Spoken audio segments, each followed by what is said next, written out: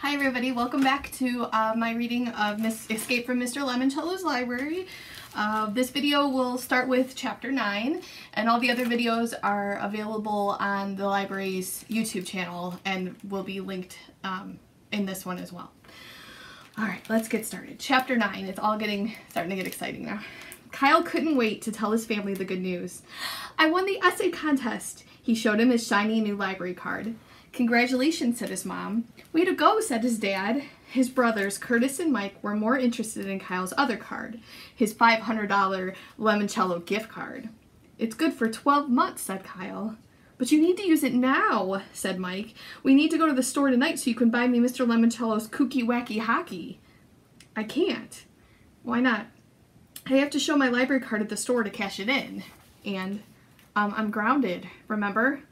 You know, Kyle, said his dad, looking at his mother, who nodded, since you worked extra hard and did such a bang-up job on your essay, I think we might consider suspending your punishment. Really? Really. Kyle's mom and dad smiled at him, the way they smiled whenever Mike won a football game or Curtis won the science fair. After supper, all 5 Keeleys piled into the family van and headed to the local toy store. Lemoncello's hockey game is awesome, said Mike as they drove to the store, especially when the Penguins play the polar bears. I'm hoping to find a classic board game, mused Curtis. Mr. Lemoncello's bewilderingly baffling bibliomania. Is that about the Bible? Asked their dad from behind the wheel. Not exactly, said Curtis, although the Bible, especially a rare Gutenberg edition, may be one of the treasures you must find and collect, because the object of the game is to collect rare and valuable books by...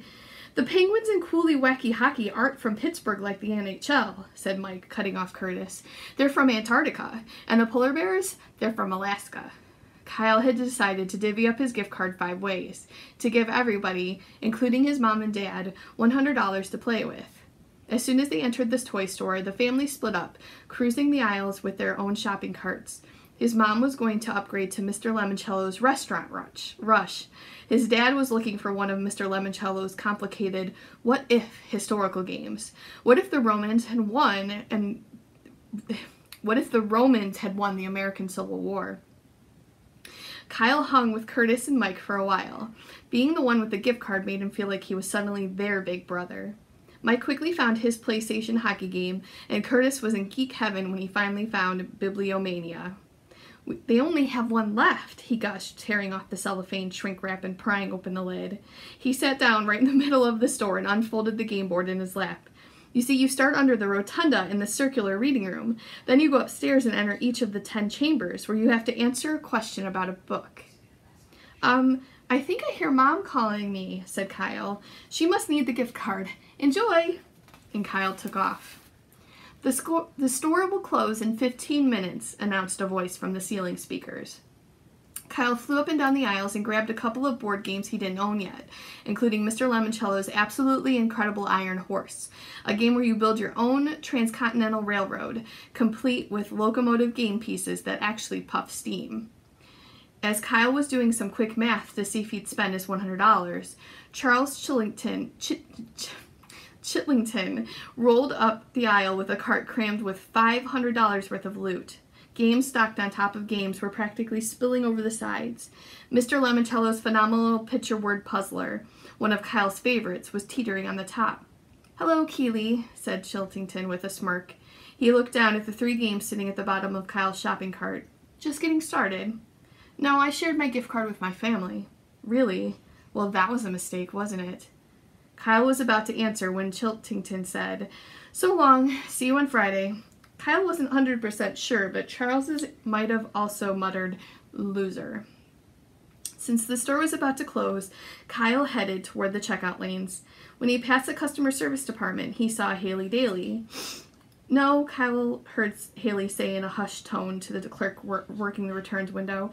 I do not want to return these items for store credit. I would prefer cash. Kyle finally found his family, showed the cashier his library card, and paid for everything with a single swipe of his gift card. You know, Kyle, his dad said as the family walked across the parking lot, your mother and I are extremely proud of you. Writing a good essay isn't easy. Maybe you'll be an author someday, added his mom. Then you could write books that'll be on the shelves of the new library. "Thanks, little brother," said Curtis, practically hugging his bibliomania box. "Yeah," said Mike. "This was awesome. Way to win one for the team." "Best family game night ever," joked their dad. Kyle was enjoying his rare moment of glory, playing Santa Claus for the whole family. As the week dragged on, Friday night and the library locked-in started to remind Kyle of Christmas too. It felt like they would never come. Then finally they did. Chapter 10. "Now this is what I call a party," said Kyle's mother as she helped herself to a bacon-wrapped shrimp from a tray being carried by a waiter in a tuxedo. Kyle and his parents were in a crowded ballroom of the Parker House Hotel for the Lemoncello Library's Gala Grand opening reception. The Parker House was located right across the street from the old Gold Leaf Bank building and a cluster of office buildings, craft shops, clothing stores, and restaurants called Old Town. "I'm going to see if I can find Akimi," Kyle said to his mom and dad. "Give her our congratulations," said his mom. "We're proud of her, too," added his dad. Kyle made his way through the glittering sea of dressed-up adults. Even though his parents had put on fancy clothes for the reception, Kyle was wearing something comfortable to go exploring in, as instructed by the lock-in guide he'd received on Wednesday. He packed a sleeping bag and a small suitcase with a change of clothes, toiletries, and yes, as requested, an extra pair of underpants.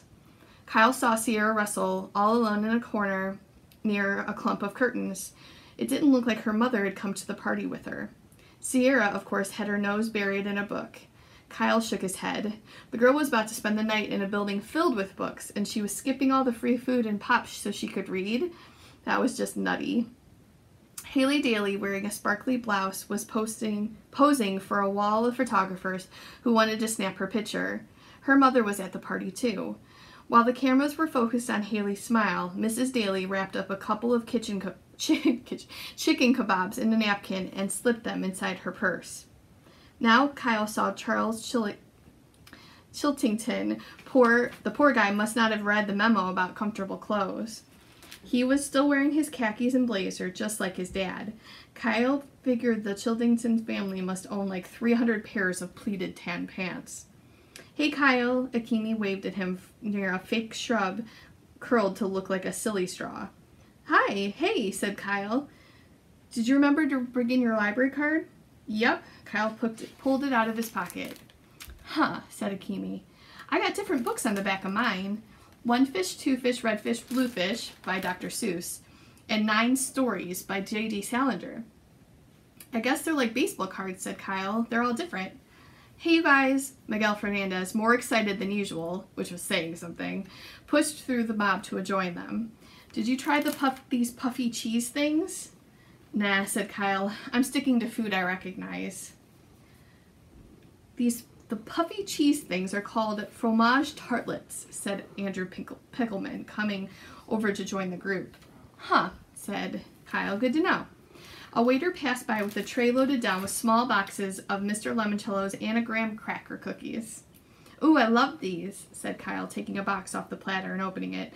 "The cookies are in shape of letters. You have to see how many words you can spell." "Cool," said Miguel, snagging a fistful of cookies out of Kyle's box. "They taste good, too." "Yep," said Kyle, "but the more you eat, the harder the game gets." "Why?" asked Andrew Pickleman. "Less letters," said Akimi, snatching 2 B's and a Q and whiffing them down. Barbecue flavored." Kyle spread out the remaining cookies on his palm. UNFEAHAV. He grinned as he deciphered an easy anagram. "Have fun! Sweet!" "Ladies and gentlemen, boys and girls," said Dr. Zinchenko, dressed in a bright red suit. She strode to the center of the ballroom. "May I have your attention, please? Mr. Lemoncello will be arriving shortly to say a few brief words. After that, I will escort the 12 essay contest winners across the street to the library. Therefore, children, might I suggest that you eat up. Food and drink are not permitted anywhere in the library except from the Book Nook Cafe, conveniently located on the first floor." Miguel grabbed a few more puffy, cheesy things. When she thought no one was looking, Mrs. Daly shoved a napkin bundle of bacon-wrapped shrimp into her purse. Akimi nibbled a couple of chocolate-dipped pretzel sticks. "Aren't you going to grab some more grub?" she said to Kyle. "No, thanks. I only like food I can play with." "One last thing," announced Dr. Zinchenko. "We, of course, want our winners to have fun tonight. However, I must insist that each of you respect my #1 rule. Be gentle with each other, and most especially the library's books and exhibits. Can you do that for me?" "Yes," shouted all the winners except Charles Chiltington. He said, indubitably. "Good thing the library has dictionaries," muttered Akemi. "Half the time it's the only way to figure out what Chiltington's saying." Suddenly, all the adults in the ballroom started clapping. Mr. Lemoncello, looking like a beanpole wearing a tailcoat and a tiny birthday party fireman's hat, strode into the room through its side door. Thank you," he said, stretching his elastic band to raise his kid-sized hat and tipping it toward the crowd. "You are too kind." When he let go of the hat, it snapped back with a sharp thwack. "As Dr. Zinchenko informed you, I'd like to say a few brief words. Here they are: short, memorandum, and underpants. So let us pause to remember the immortal words of Dr. Seuss. The more you read, the more things you will know. The more that you learn, the more places you'll go. Children?" Mr. Lemoncello flourished his arm toward the ballroom doors. "It's time to go across the street. Your amazingly spectacular new public library awaits." Chapter 11. Eager to see what was inside the new library, the 12 essay contest winners quickly gathered around behind Dr. Zinchenko. "This way, children," said the head librarian. "Follow me." The crowd cheered as they marched out of the ballroom, all toting their sleeping bags and suitcases. There was more cheering, plus some hooting and hollering, when they reached the hotel library and went out the revolving doors to the street. The new public library with its glistening gold dome took up half the downtown block, its back butting up against an old-fashioned office tower. The building was a boxy fortress, 3 stories tall, with stately columns that acted like bookends, because the windowless walls had been painted to resemble a row of giant books lined up on a shelf. "It's like a majestic Greek temple," gushed Miguel. "You are so shedding." "And the world's biggest bookstore," added Sierra Russell, who had finally put away her paperback. Velvet ropes lined a path across Main Street that led to a red carpet leading up a flight of steps to the arched entryway and seriously steel, not to mention round, front door. Kyle had to smile when he saw what was tethered to the railings on the other side of the steps. Balloons! A big bruiser, maybe 6'4", 250 pounds, in sunglasses and a black sports coat, stood in front of the library's circular door, which had several large valve wheels like you'd see on a submarine hatch. The burly guard wore his hair in long, ropey dreadlocks. "What's with that door?" said Haley Daly, who of course had pushed her way to the front. "It looks like it came from a bank vault or something." "It is the door from the old Gold Leaf Bank's walk-in vault," said Dr. Zinchenko. "It weighs 20 tons. Akemi turned around and whispered, "My dad designed it, the support structure for that thing. Check out the hinges." Kyle nodded. He was impressed. "Why a vault door?" asked Kayla Corson. "Because," said Dr. Zinchenko, "one sleepy Saturday when Mr. Lemoncello was your age, he was working in the old public library over on Market Street. He was so lost in his thoughts that he didn't hear the sirens as police cars raced past the library and to the bank, where a burglar alarm had just been activated. This door serves as a reminder to us all. Our thoughts are safe when they are inside a library. Not even a bank robbery can disturb them." Miguel was nodding like crazy. He could relate. "It also helps us keep our most valuable treasures secure." "There aren't any windows," observed Andrew Pickleman. "Probably to stop bank robbers from busting in? But shouldn't you people have added windows when you turned it into a library?" "A library doesn't need windows, Andrew.